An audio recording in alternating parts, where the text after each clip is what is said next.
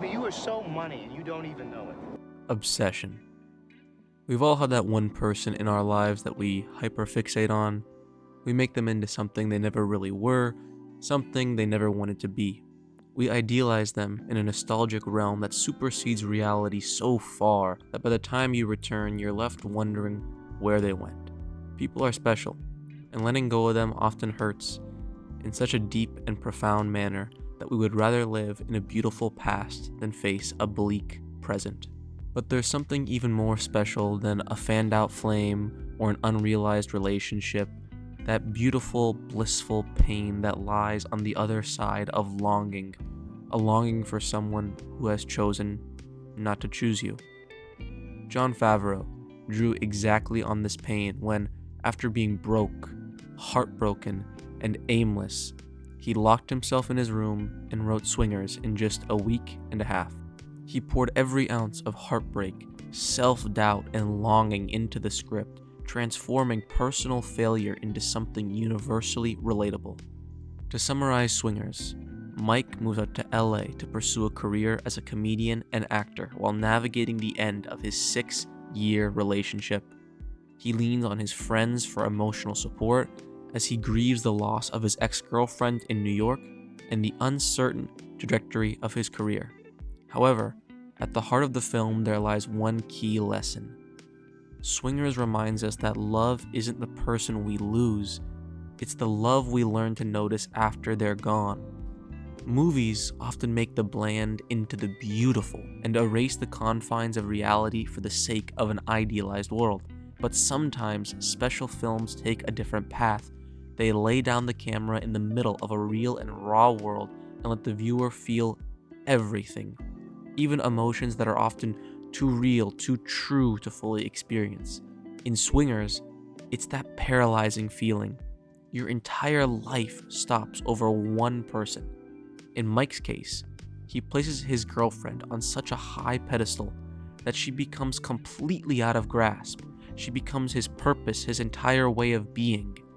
When he loses her, it feels as if his entire world has been destroyed because the foundation has completely collapsed.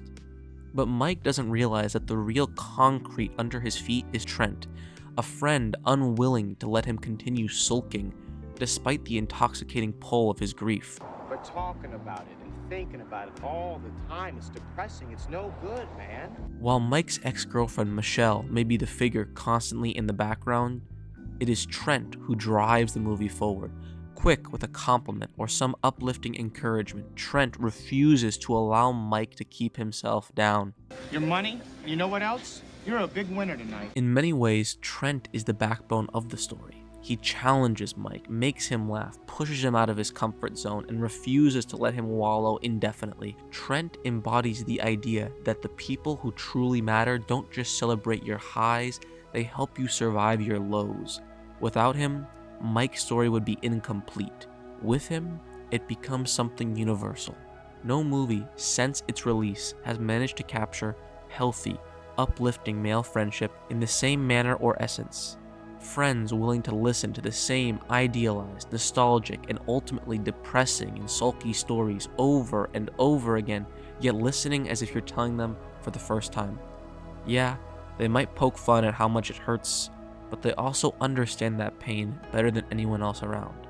And even though they know you're in pain, they also know that you will get over it with time, which is why they're so quick to get Mike back out there into the real world. The film depicts this idea that we're never truly alone if we're willing to communicate how we feel and let others help carry that weight. Swingers paints an even more important picture than just male friendship. It shows us how to heal properly, how to move forward in a way that honors the past while embracing the future, saying, hey, this mattered, but so does this too.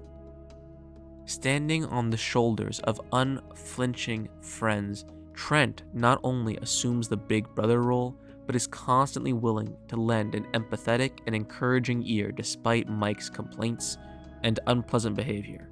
Trent pushes Mike constantly, reminding him of his talents and good looks, encouraging him to ask out new people, and taking him on spontaneous adventures to Vegas. Vegas, baby, Vegas! Because that's what good friends do. They don't drag you down or denigrate your accomplishments. They lift you back to the good times, into great times. Trent endures because he sees Mike's potential, and it is only when Mike recognizes that potential in himself that he can truly move on, not just from his mystery girl, but from his self-doubt, overthinking, and moving into what LA has in store for him. A city of angels waiting at the tip of his fingers if he would just reach out. He reminds Mike that if he can't see his own value, how can he expect the people around him to do so as well? If a friend is unwilling to endure the bad times with you, were they ever really there for the good ones? And yes, the good times do come around. For every Michelle, there is a Lorraine. The only difference is that she likes you back. It's a story as old as time, but like all great stories, the point is never the destination, it's the journey. In the end, Michelle isn't Mike's girl. And maybe that's exactly as it should be. Because maybe love isn't about a person at all, but about the way we treat ourselves, even when others hurt us. Being human is more important than being heartless. Holding on can be loving, but there's an undeniable beauty in letting go.